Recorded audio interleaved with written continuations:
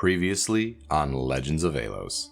We returned the party back in Lowell as they arrive from having left Zienna and Xander to continue their experimentations under promise that they will utilize Grizzy's work in an appropriate fashion and to give Grizzy his due recognition.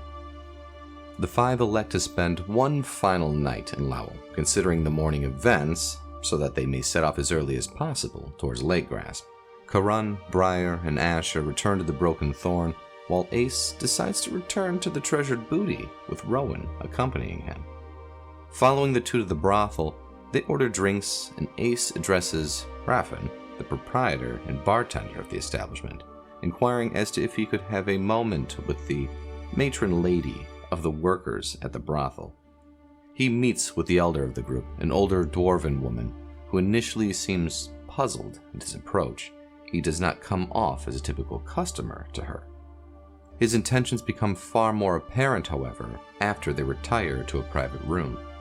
There, Ace lays his hand upon her head and uses his ring to rid her of the disease that is apparently afflicting her. She is stunned, elated, and perplexed as to why. Why would he help her in such a fashion?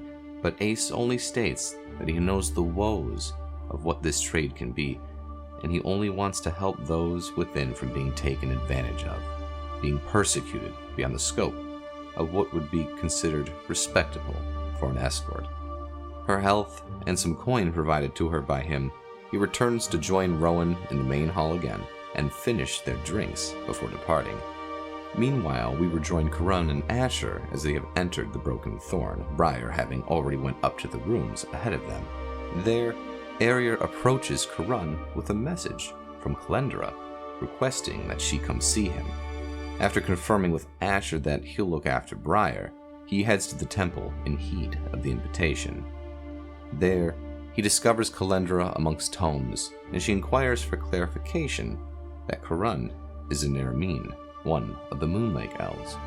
He confirms and inquires as to what she is curious of, and she proceeds to go through the research she has been conducting since her suspicions that something was afflicting Karun due to his actions when Ace was revived. He confirms, and she conveys encyclopedic entries of research, as well as an excerpt from a collection of old stories, a child's tale of sorts, alluding to a dark, foreboding entity, observing what Karun recognizes as representations of conclave practices. She informs she read in research that the phylacteries can be a sort of conduit to another realm, and that certain magics can amplify this connection, strengthening its power and presence. Karun presses her on what else she might know, but there's not much else aside from what she has already presented, but she does propose a potential to aid Karun with his own phylactery. Karun and her go about preparing a ritual utilizing a chalice with which she will cleanse the gemstone. As she goes about the ritual, Karun is beckoned by the energies or entities within the gem. But fortunately, he is able to maintain his composure, and she does complete the ritual. Before the ritual could be completed on the other gemstone that Ace had procured, the waters that spilled at the base of the altar start to spin into a circle and change to a color as red as blood. Suddenly, the chalice in the center is grabbed up as a clawed hand emerges from the now portal-like circle and crushes it before disappearing beneath the surface as the circling ceases and the colors fade from the water. Though unable to purge the other stone, Karun feels lighter and freer than he has in quite some time, and he thanks Kalendra for everything she has done for him before he returns to the Broken Thorn and ultimately his friends for the evening.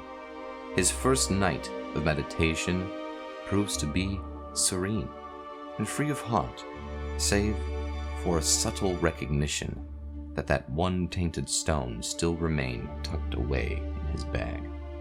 The next day, the party bids their farewells to Kalendra, Harren, and others around town before embarking on the final leg of the journey towards the Lake Grasp, the party electing to take the southern, longer, but hopefully less obstacle-ridden road out of town. The first day's travel is smooth, the party making headway until evening when they elect to camp for the night. They set up close to a traveling cart merchant and peruse the wares, though most interestingly is Ace being recognized as Dominicus by one of the merchant guards, Dacian, who confesses to actually having been quite familiar with his wanted poster in Zeha. Fortunately, she has no conveyed desire to pursue the bounty, and the party is able to have a peaceful night camping in the field. In the morning, while they are preparing and packing up, Ace notices Asher germinate a plant from a seed using his druid craft, and from it he plucks a leaf and gives it to Briar so that it might be fed to Tambrin, so that everyone can be full and fed before heading back out down the road again, which the five proceed to do not long after.